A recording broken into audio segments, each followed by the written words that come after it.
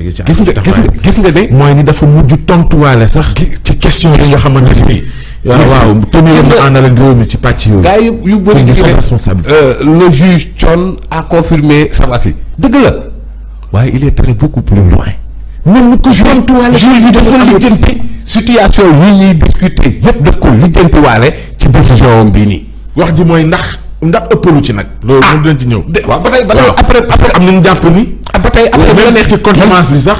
man jàpp waaw loolu dinañ ci ñëw que poursuivant le sieur Sonko a soutenu que le fondement textuel de l'État du Sénégal de contumace, notamment l'article 307 du Code de procédure pénale et son explication téléologique, s'accordant pour exclure du champ de la contumace qu'il fait l'objet d'observer qu'il a été jugé par contumace le 1er juin 2023, que le 28 juillet 2023, il a été arrêté par des forces de l'ordre et mis à la disposition du procureur de la République qu'à partir de cet instant, affirme-t-il, conformément au texte susvisé, le jugement de la chambre criminelle qui l'a condamné se trouve anéanti de plein droit, sans qu'aucune autre formalité, d'aucune sorte, que son arrestation.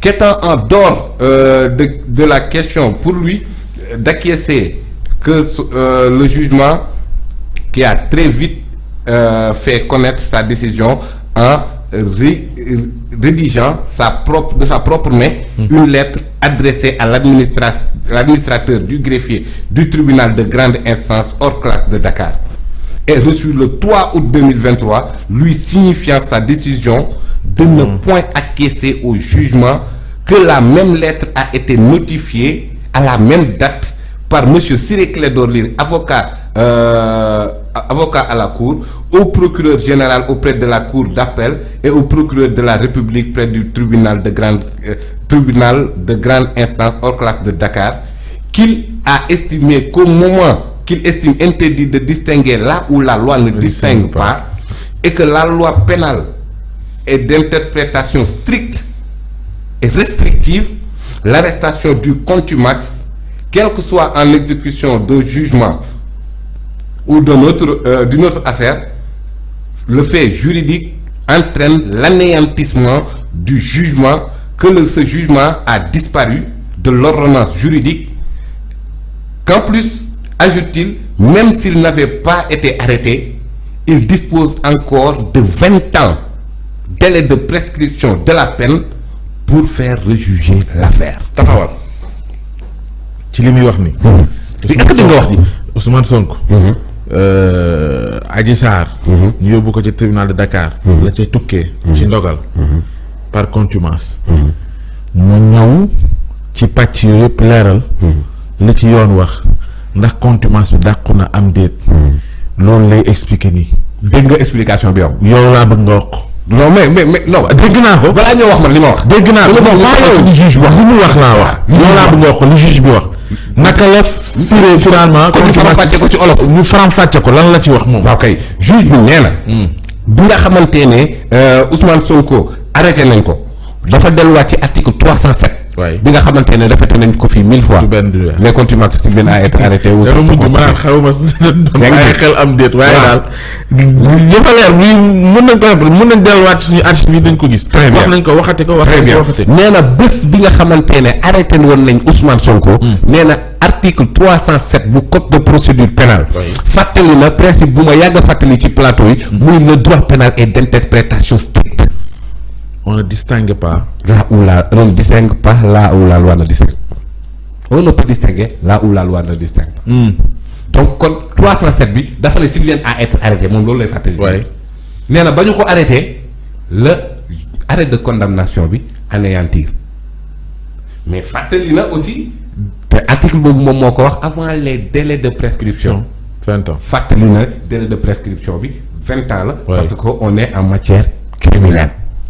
donc kon bu mu la bëgg a wax te di nga ko sentir ci suuf mooy contumace bi moom tëb na bu yàgg. wax na sax ni même bu dee ci autre motif lañ ko jàppee.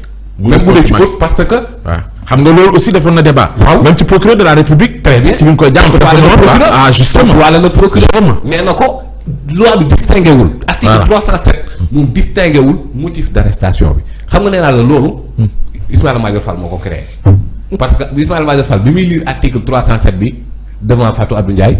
dafa ne woon que ni s'ils viennent à être arrêtés pour motif contumace ma ne ko déet Ismaïla loolu moom bu ko ci dugal nag loolu bokku ci s'ils viennent à être arrêtés kese la wax ou s'ils se constituent donc kon juge bi réglé na loolu. mais monsieur le juge Thior continue que rejetant le moyen de l'État fondé sur des dispositions de l'article 311 312 du code de procédure pénale, Ousmane Sonko fait valoir que la déchéance évoquée serait prématurée en ce sens que les formalités de publicité prévues par les textes n'ont pas été accomplies, que bien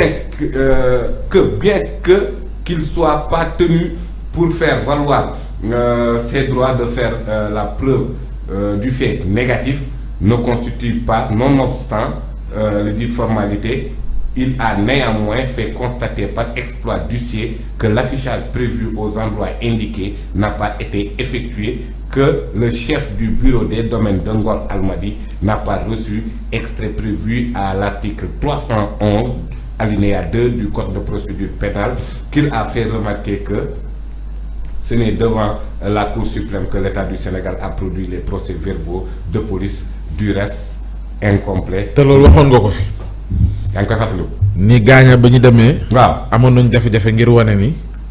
mais yëf yaa ngi mais bi ñu ñëwaatee bi voilà waaw bi ñu ñëwaatee bi maanaam sa Ziguinchor. waaw ngir wane woon mun ñu ko woon prouver. waaw te mun ñu ko woon prouver mooy devant le juge.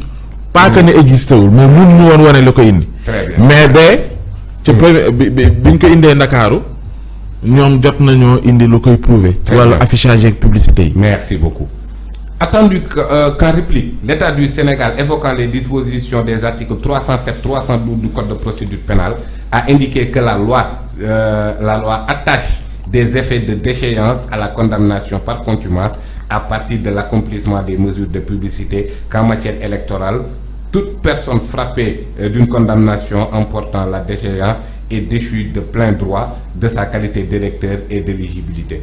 Qu'à propos, il a renvoyé aux dispositions de l'article L47, alinéa 4 du Code électoral, au terme desquelles les décisions de justice rendues et transmises à l'autorité compétente au service de gestion des fichiers seront immédiatement prises en compte et traitées dans le sens prescrit, nonobstant la clôture de la période de révision des traitements des mouvements. fii baax nañu taxaw fi ndax yàgg nañ ko wax.